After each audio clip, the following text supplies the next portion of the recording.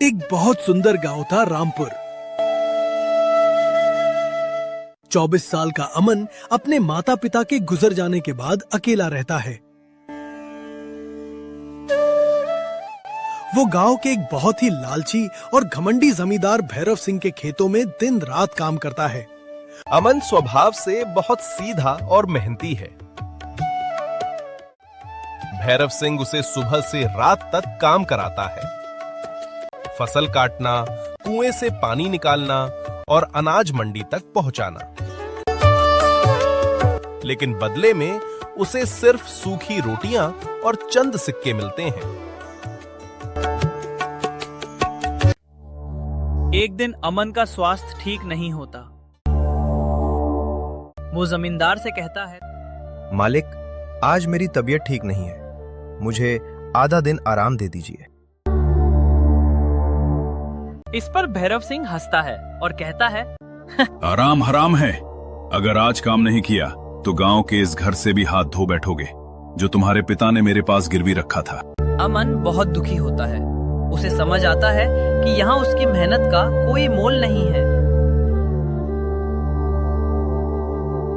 रात का समय। अमन अपने माँ की तस्वीर के सामने बैठकर तस्वीर से बातें कर रहा था। तभी गांव के एक सीधे सादे मिट्टी के बर्तन बनाने वाले रामू काका वहां आ जाते हैं। रामू काका अमन को समझाते हैं, बेटा, इस जालिम जमींदार के पास तुम्हारी जिंदगी बर्बाद हो जाएगी। तुम शहर चले जाओ, वहाँ हुनर की कद्र होती है। मेरी पहचान के एक बूढ़े मूर्तिकार हैं निया, तुम उनके पास जाओ। अमन रात के अंधेरे में ही जमींदार का गांव छोड़ देता है। जाते समय जमींदार भैरव सिंह उसे देख लेता है और ताना मारता है, भाग रहा है डरपोक, शहर जाकर भी तू भीख ही मांगेगा। अमन जवाब देता है, मालिक, भीख नहीं, अपनी किस्मत बदलने जा रहा हूँ। अमन शहर पहुंचता है और रामू काका के बताए पते पर दीनानाथ जी के कारखाने में आता है। दीनानाथ जी के पास कोई संतान नहीं है और वे एक सच्चे और कला को समझने वाले इंसान की तलाश में हैं। वे अमन को काम पर रख लेते हैं। अमन को दीनानाथ जी के यहाँ मिट्टी तैयार करना, औजार साफ करना और मूर्तियों की रखवाली का काम मिला था। दीनानाथ जी उसे रहने को जगह और अच्छा खाना देते थे। अमन पूरी लगन से मूर्ति कला सीखने लगा था। लेकिन उस विशाल कारखाने में कुछ ऐसा था जो अमन को अक्सर असहज कर देता था। रात के सन्नाटे में जब सब सो जाते थे तो मूर्तियों के पीछे से किसी के चलने की आहट आती थी। कई बार अमन को लगता कि कोई अंधेरे में खड़ा होकर उस पर नजर रख रहा है। एक रात अमन औजार साफ कर रहा था कि तभी उसे कारखाने के सबसे पिछले हिस्से से, जहां दीनानाथ जी किसी को जाने की इजाजत नहीं देते थे, एक अजीब सी फुसफुसाहट सुनाई दी। वह दबे पांव वहां पहुंचा, लेकिन वहां कोई नहीं था। बस धूल से सनी एक अधूरी मूर्ति थी जिसके चेहरे पर खौफनाक भाव थे। अमन के मन में सवाल कौंधने लगे कि आखिर इस कारखाने का अतीत क्या है। कुछ महीनों बाद दीनानाथ जी के व्यवहार में अचानक बदलाव आया। वे बेहद चिंतित रहने लगे थे। एक शाम उन्होंने अमन से कहा, बेटा, इस दुनिया में चमकने वाली हर चीज सोना नहीं होती, और जो कीचड़ में छुपा हो वो हमेशा कचरा नहीं होता। अमन समझ नहीं पाया कि बाबूजी क्या कहना चाहते हैं।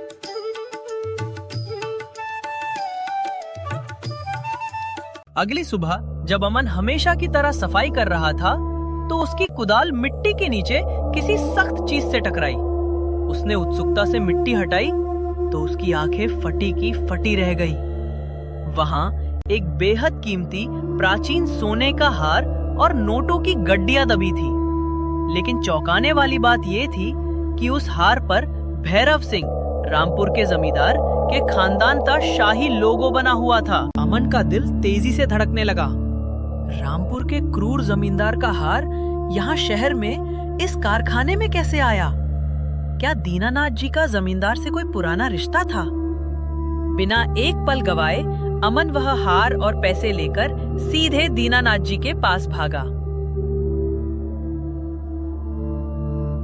बाबूजी, ये कीमती सामान मिट्टी में दबा था और इस पर अमन ने हाफते हुए कहा। दीनानाथ जी ने हार देखा, फिर अमन की आंखों में देखा। उनकी आंखों में आंसू आ गए। उन्होंने अमन को गले लगा लिया और कहा, तुम इस आखिरी परीक्षा में पास हो गए बेटा। ये हार दरअसल मेरा ही है।